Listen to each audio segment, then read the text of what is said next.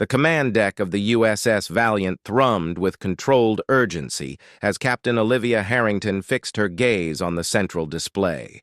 Her sharp brown eyes narrowed at the distress beacon intercepted from space just hours prior. The transmission originated from the Al-Karai, a gentle avian-like people who maintained a research base on Proxima Centauri b, humanity's nearest neighboring exoplanet. The message was garbled, fragmented by interference, but one chilling word rang clear. Deathworlders. Play it again, Harrington instructed, her tone measured but unyielding.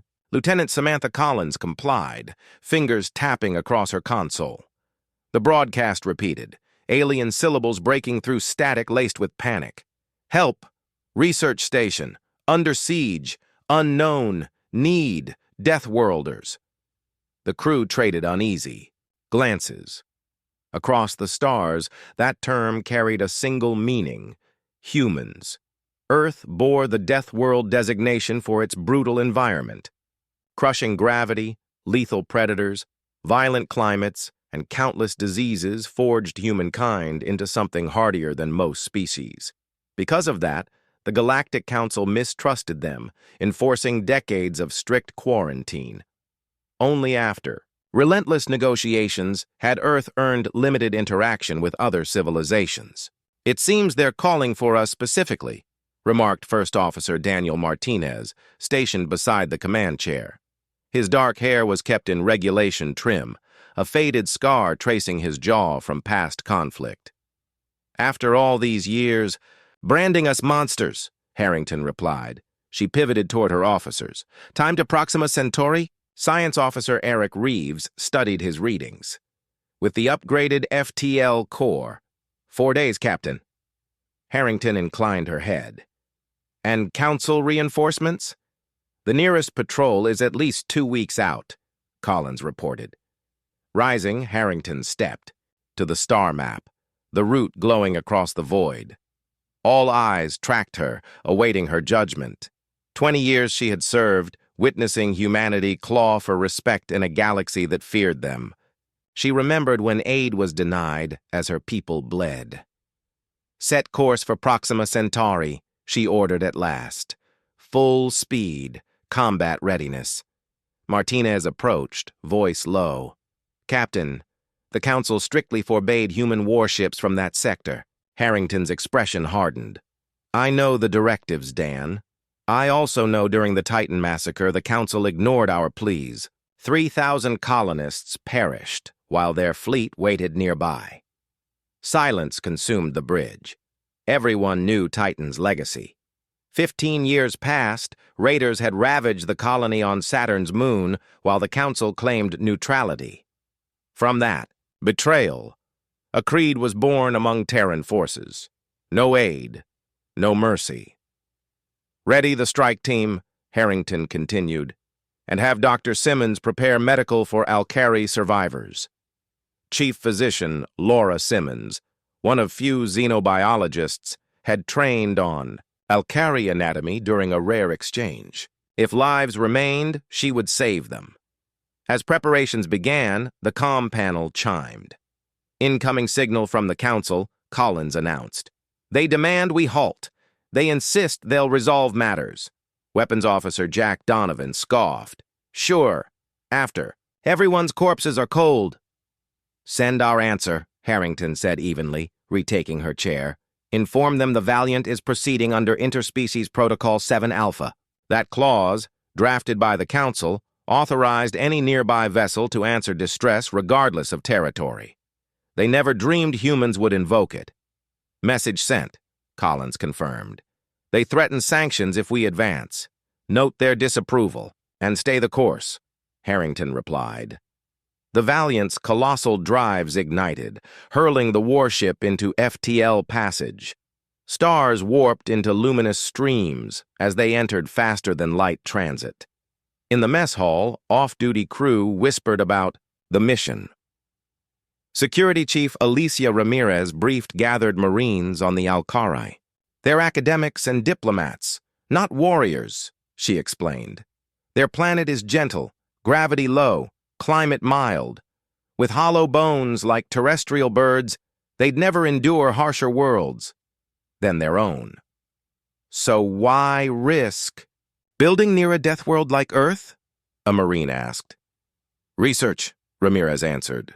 The Alkari were among the rare species who had backed humanity's acceptance into the greater community.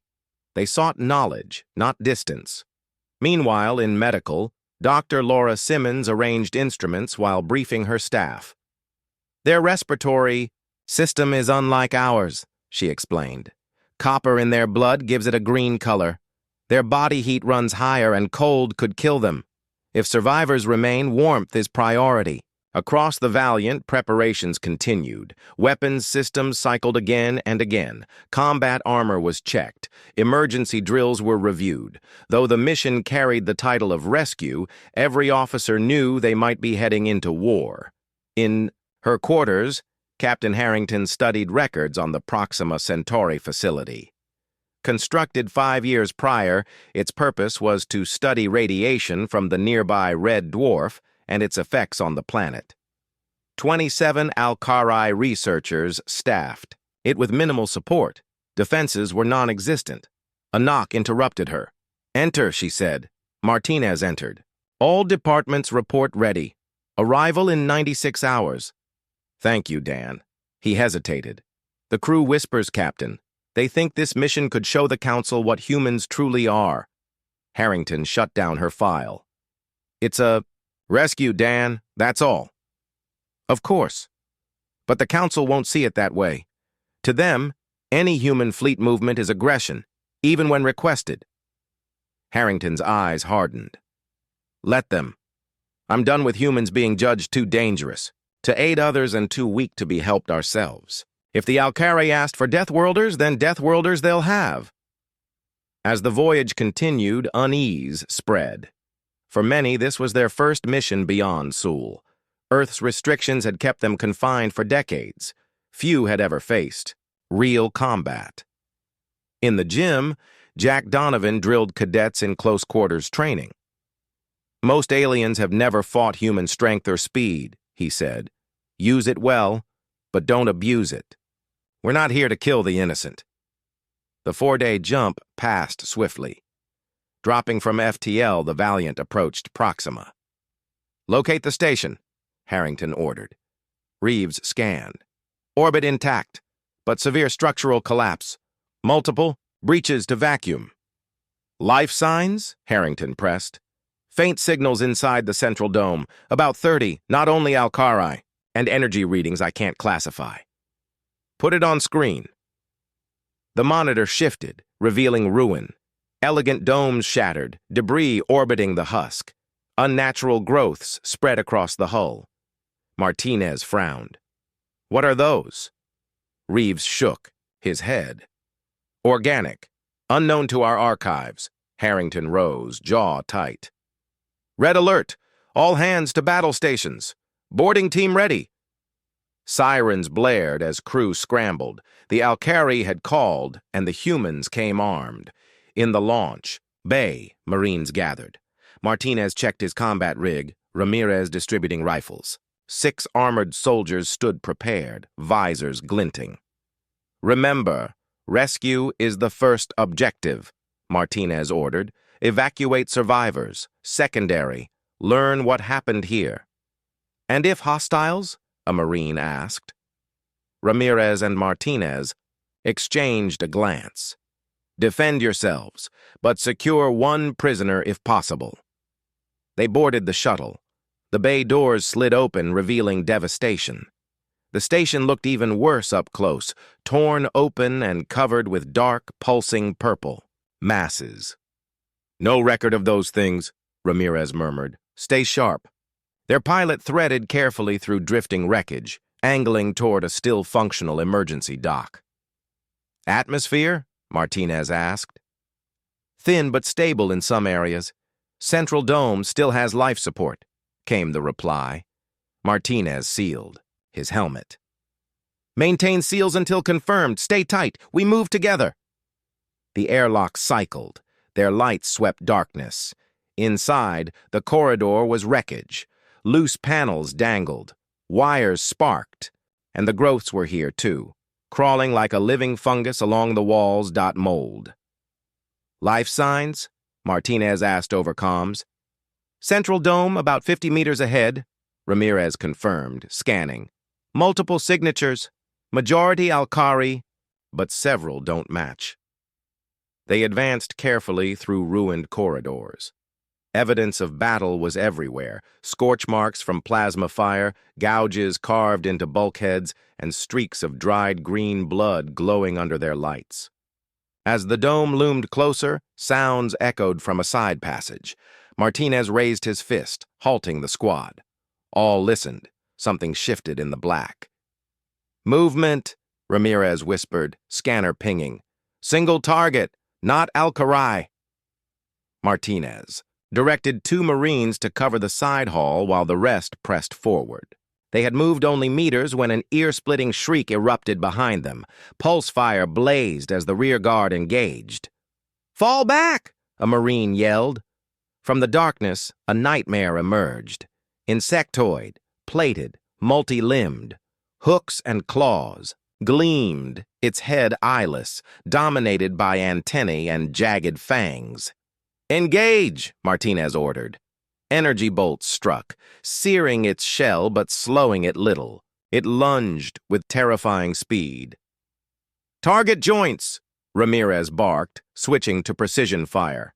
Shots pierced softer connective tissue, forcing another shriek that rattled helmets. A Marine was struck, hurled against a wall with brutal force. Ramirez switched to incendiary rounds, firing into its abdomen. Flames tore through carapace, green ichor spraying. Coordinated fire finished it, the creature collapsing in spasms. Jacob's condition? Martinez asked. Alive, came the groan. Armor caught most, ribs fractured. Return to shuttle, Martinez ordered. The rest with me. They advanced warily. The strange growths along the walls seemed to pulse faster, reacting to combat. Martinez scraped a sample for study. At the dome's sealed hatch, he rapped a coded knock. A voice crackled from intercom. Identify yourselves. First Officer Daniel Martinez, USS Valiant, he answered. We received your distress. We're here to assist. Silence. Then disbelief. Humans? The Council sent humans? We came ourselves, Martinez replied. Council ships are weeks away. Locks disengaged sluggishly, the door grinding halfway. The squad squeezed through, into safety. Nearly 20 Alkari huddled inside. Their feathered crests drooped, plumage dulled, some wounded. Hope and fear mixed in their eyes. One stepped forward. I am Chief Researcher Kyler. Gratitude. Hope was fading. Martinez unsealed his helmet. What attacked? Kyler's. Feathers flattened. The swarm. They arrived 3 weeks ago pretending distress. We offered aid. A mistake. They were not crippled. They were ravenous. Ravenous for what? Ramirez asked.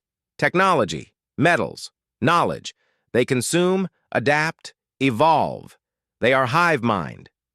Kyler gestured toward a sealed lab. 7 more of my staff within, and 1 swarm drone sedated for study.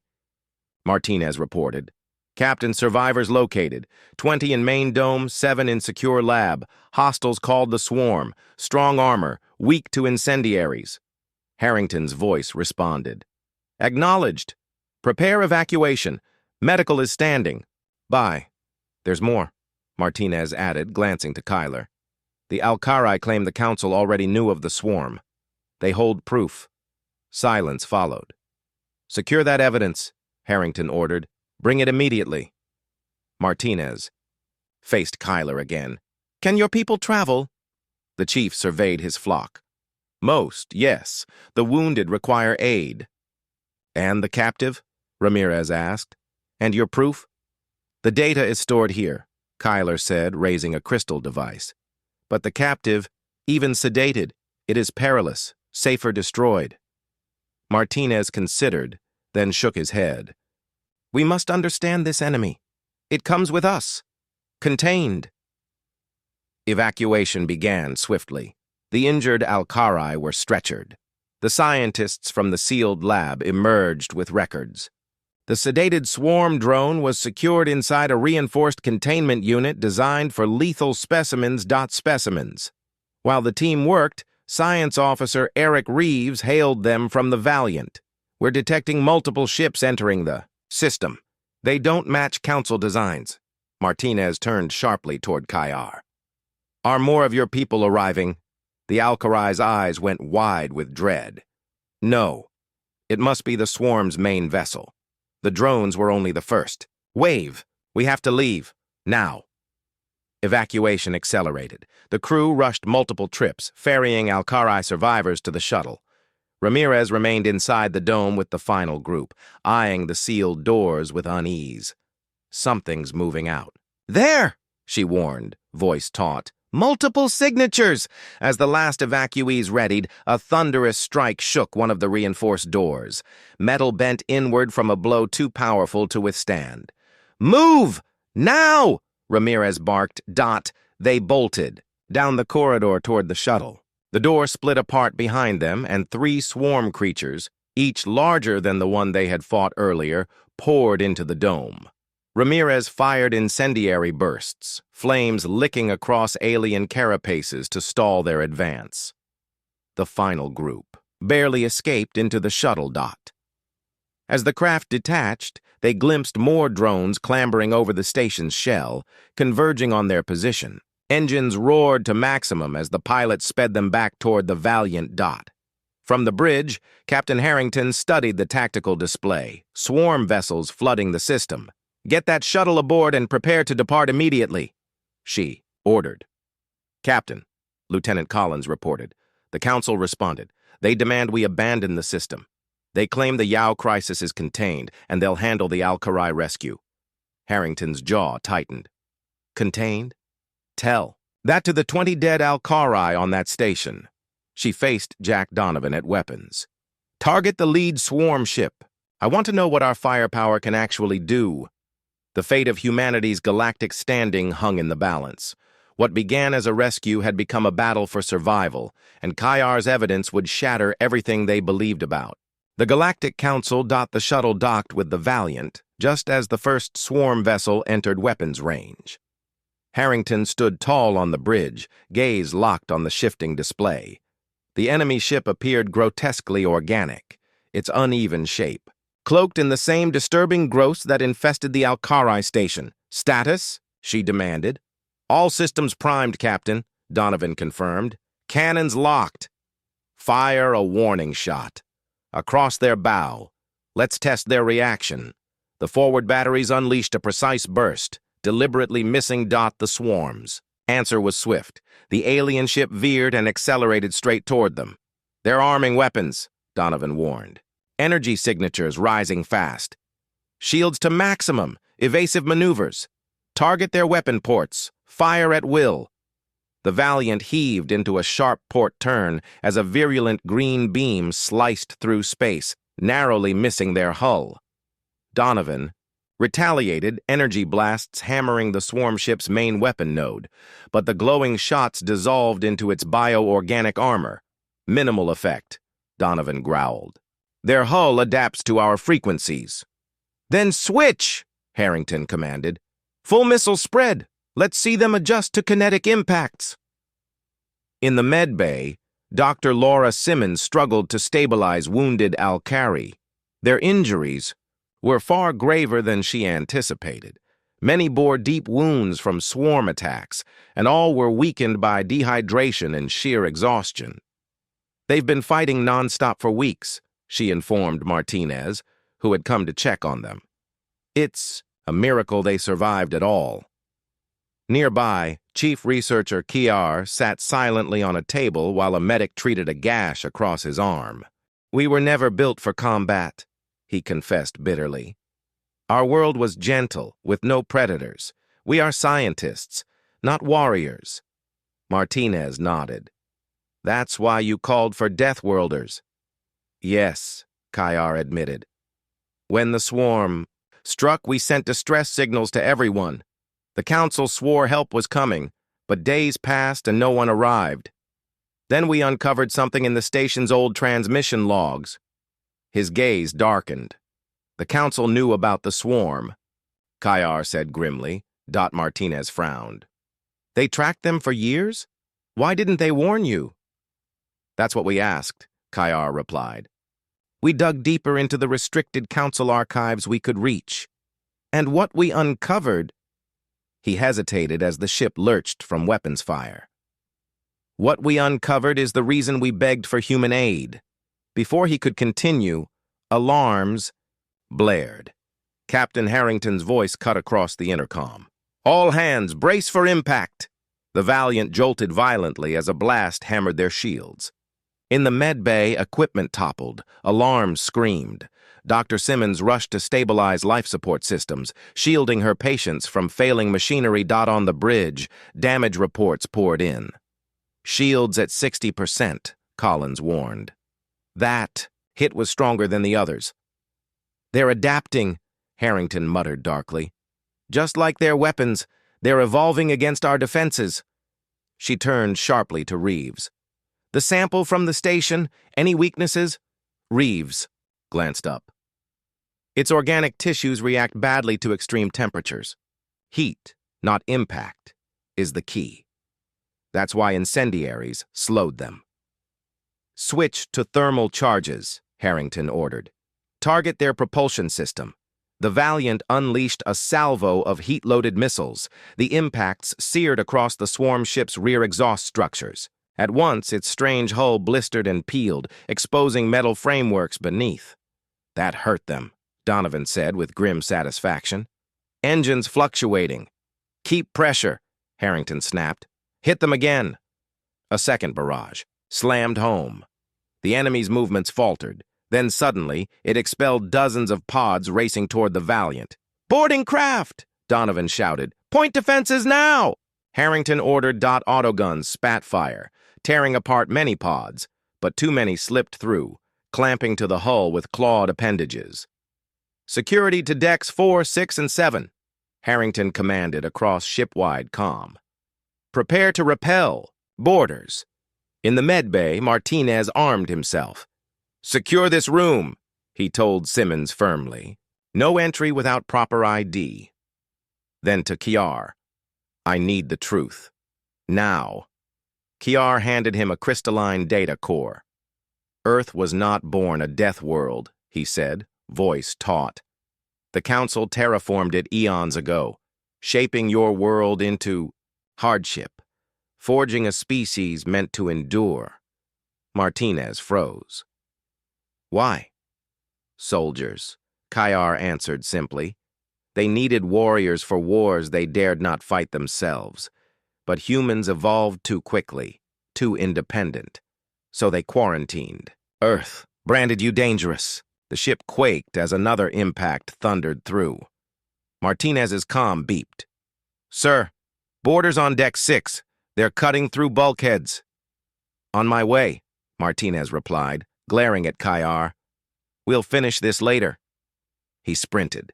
From the med bay. On deck 6, Ramirez's squad clashed with swarm drones unlike those at the station. Smaller, faster, equipped with integrated tools, they surged with purpose. They're targeting engineering, Ramirez realized. Cut them off at Junction 7.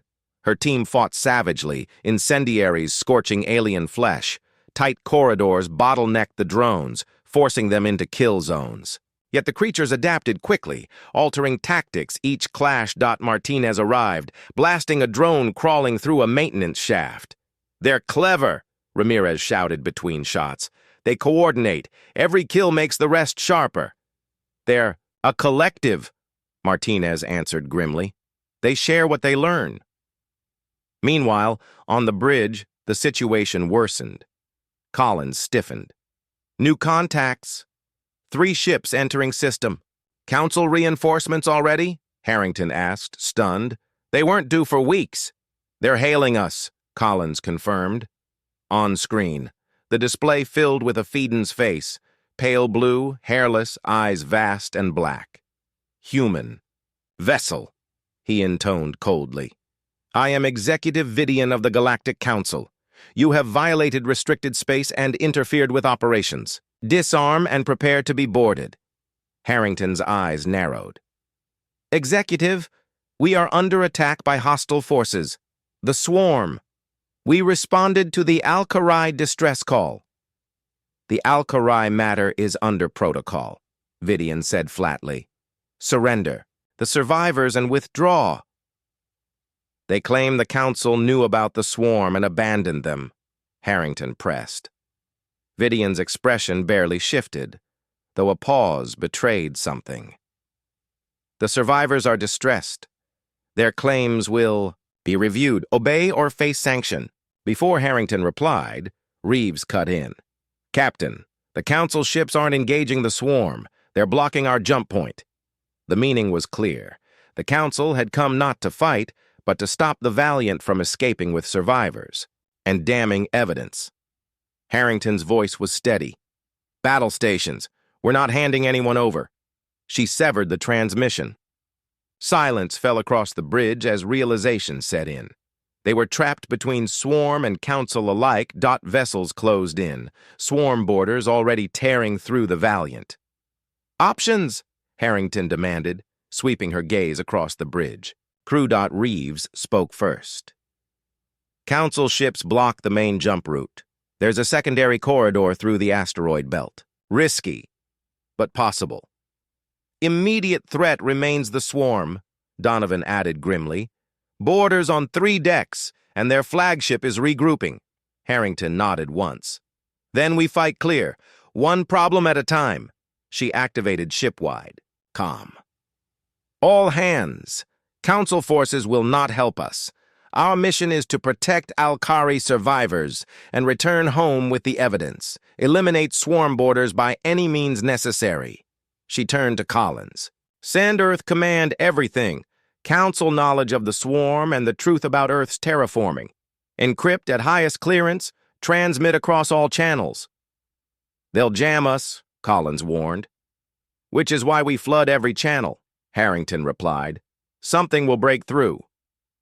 On Deck 6, Martinez and Ramirez fought side by side, weapons fire filling the corridors with heat and shrieks of dying Swarm drones. They're breaking, Ramirez shouted as creatures withdrew. Not retreat. Regroup, Martinez realized, watching his scanner. They're converging near main engines. They're trying to cripple us, Ramirez said darkly. Martinez opened comm. Captain, Swarm boarders converging on engineering. Reinforcements needed at Section 12. Understood. Harrington replied. Donovan, take bridge security and support them. Hold the engines. In Med Bay, Dr. Simmons and Kayar fortified their patients behind barricades of beds and sealed doors. Simmons checked her sidearm. If they breach, get everyone to isolation ward. Independent life support, reinforced seals. Kayar lowered his crest in anguish. Bringing the evidence endangered you. We need the truth, Simmons said firmly. If the Council has been shaping Earth for millennia, humanity deserves to know. There's more, Kayar admitted. They didn't just terraform Earth.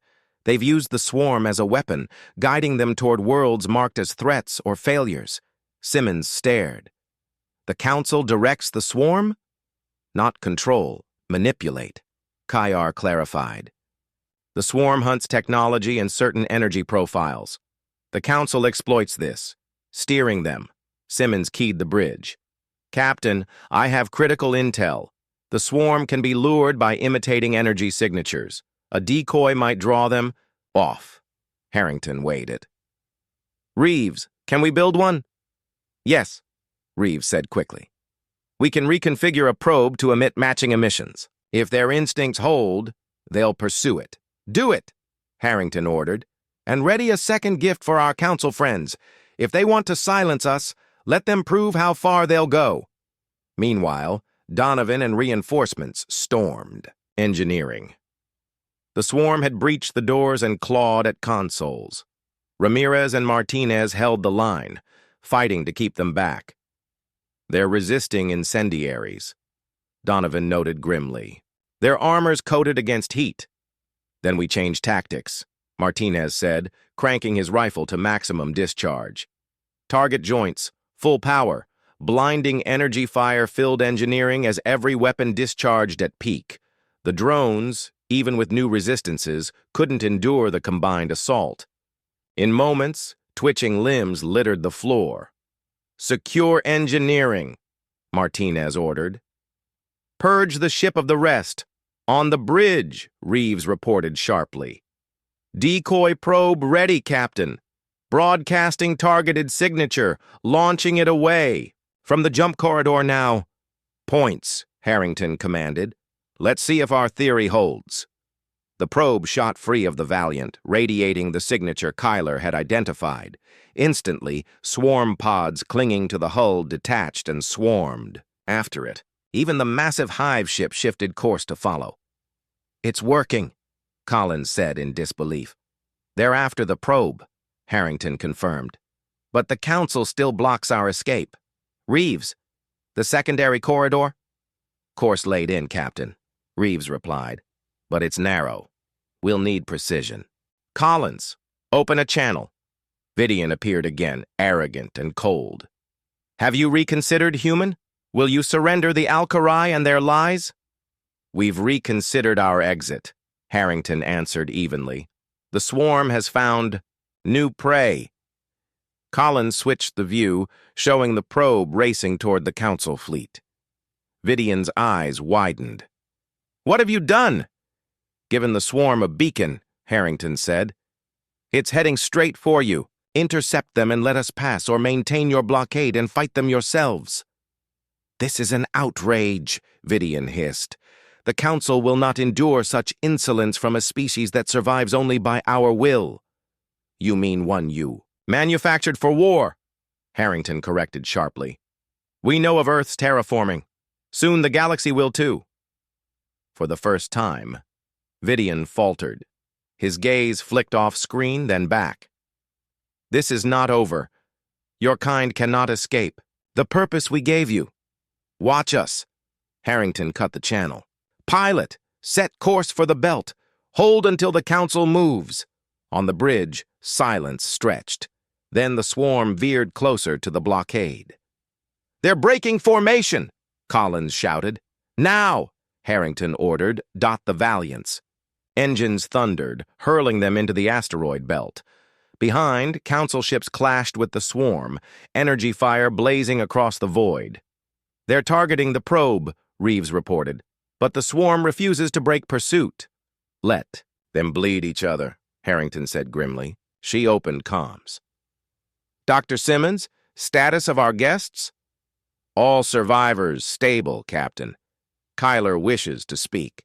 He claims there's more to the evidence." "I'll see him once we're clear," Harrington said. The ship weaved through tumbling. Rock, crew tense but steady. Rage at betrayal mingled with pride in their survival and dread for what they had learned. Flashes of battle fire behind them marked the trap's success. The Valiant emerged battered but alive. "Jump drive?" Harrington asked. 87%, Reeves answered. "Enough to get home." "Any pursuit?"